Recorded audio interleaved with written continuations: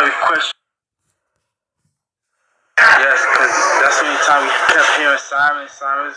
We've seen cars coming around back and forth. You didn't decide to stay in the park and hide then. You decided that you would leave the park? Yes, because there was an opening right there. And me and Michael, we were saying we're going to get out because we don't want no more. Because they was going to keep on going. And we was telling them, stop. We was going to leave. So me and Michael seen the opening. And after that, I called my brother. And we seen the opening, we ran out. Who left? Me, no. Only person I know left that was me and my brother. Because we left, because Michael ran somewhere else. On the bench, and then me and my brother came and sat on the bench with them. And we was waiting for them to come out the park. How much time went by before they came out of the park? Like 10, 15, 20 minutes. And who came out then? Almost like everybody. Who? Like my cousin Raymond, and Terrence, and the other kids that I ain't know. And what did they do when they came out of the park? And they just sat on the bench. They started wiping their sneakers. They had mud on their sneakers and stuff. Did they have mud on their clothes? Yes, they had mud on their clothes. A lot? Nah, not that much. You know, like spots and stuff. But you noticed it? Yes.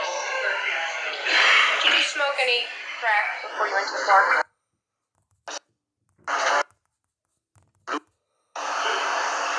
And you did that with somebody? Yes. Who was the person that you did it with? I don't know. Was that somebody named Corey? I don't know. Yes. When you were done beating up on the bum, was he moving on the street? Yes. He was still moving? Yes. Was he making any noise? Yeah. What was he saying? He was moaning, that was it. And he was laying on the ground? Yes.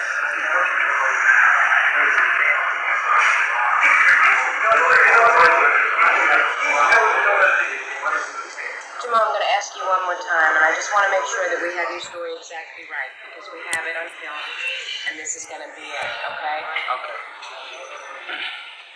You're telling us that you went into the park that night to commit robberies. Yes. And you're telling us that incident after incident, one any of the robbery attempts. No. And just by a huge coincidence, you happened to leave the park just at the time that the woman jogger, after those other joggers, is when the woman jogger came around who was assaulted last night. I ain't know nothing about no woman jogger. I ain't seen no woman jogger. You see someone with blonde hair? Yeah, man. That was it. You want us to believe that you left the park just before this woman was assaulted.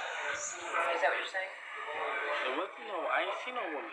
You're saying that you didn't see a woman who was assaulted in the park last night? No. You didn't hear anything about it from anybody? No. None of the guys that you were with told you? No. Even someone like Raymond didn't tell you? No, I ain't see Raymond. You told us that Raymond came out of the park 15 minutes later when you were on the bench. Oh, yeah. He did. But I just told my when we all came back, when we all split it up. Because nobody seen Let me just ask you, Jomo, not in 10 minutes, not at this particular time, did anybody on the street, other than the radio and the television, any of the people that you know on the street say anything to you about this woman who was assaulted? No. Okay, so then don't say, oh, I didn't know you were talking about this particular time. You're telling me nobody said it at all, period. Nobody. When Raymond came out of the park that night, you said it was 10, 15, 20 minutes after you had last seen him. He didn't say anything to you about it? No. So your story to us is that you had nothing to do with any of these robberies. I have no further questions. It is now almost 11:45. This interview is now concluded.